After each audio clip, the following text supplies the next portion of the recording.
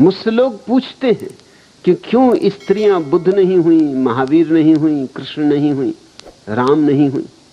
उनकी सहनशीलता पुरुष से ज्यादा है। यह गौरव की बात है, इसमें कुछ अगौरव नहीं है। उनमें एक धैर्य है, अपार धैर्य है, जो पुरुषों में नहीं है। वैज्ञानिक भी इस बात से सहमत थे, स्त्रियां कम बीमार पड़ती हैं पुरुषों की बजाय। पुरुष दुगने बीमार होते हैं स्त्रियों की बजाय। स्त्रियां कम पागल होती हैं पुरुषों की बजाय, पुरुष 2 गुने पागल होते हैं स्त्रियों की बजाय। स्त्रियां कम आत्मघात करती हैं, पुरुष ज्यादा आत्मघात करते हैं, 2 गुने। ये 2 गुने का अनुपात हर दिशा में लागू है। स्त्री में एक तरह की समतुलता है, एक तरह का धैर्य है, एक तरह का प्रसाद है। जरूरी था, क्योंकि उसे 9 महीने बच्चे को पेट में रखना है।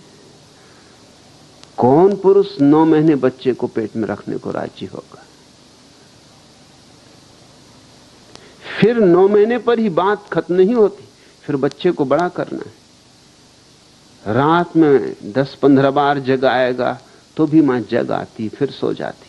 पुरुष को 10-15 बार जगाओ, संसार से विरक्ति हो जाएगी।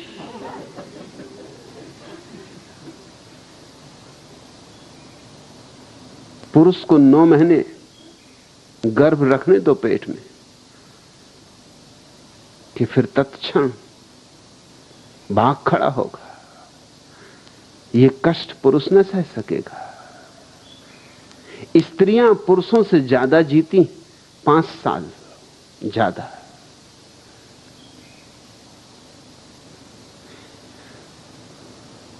दस 12-15 बच्चों को जन्म देने के बाद, बड़ा करने के बाद भी 5 साल ज्यादा जीती। घर का सारा उपद्रव झेलने के बाद, घर गृहस्थी की सारी झंझटें झेलने के बाद फिर भी 5 साल ज्यादा जीती। पुरुषों से ज्यादा देर में वृद्ध होती, ज्यादा समय तक युवा रहती, ज्यादा समय तक सुंदर रहती, सारी असुविधाओं के बीच में। कारण है प्रकृति ने उन्हें सहने की क्षमता दी, और इसलिए स्त्रियां भागी नहीं, जिंदगी से विमुख न हुई।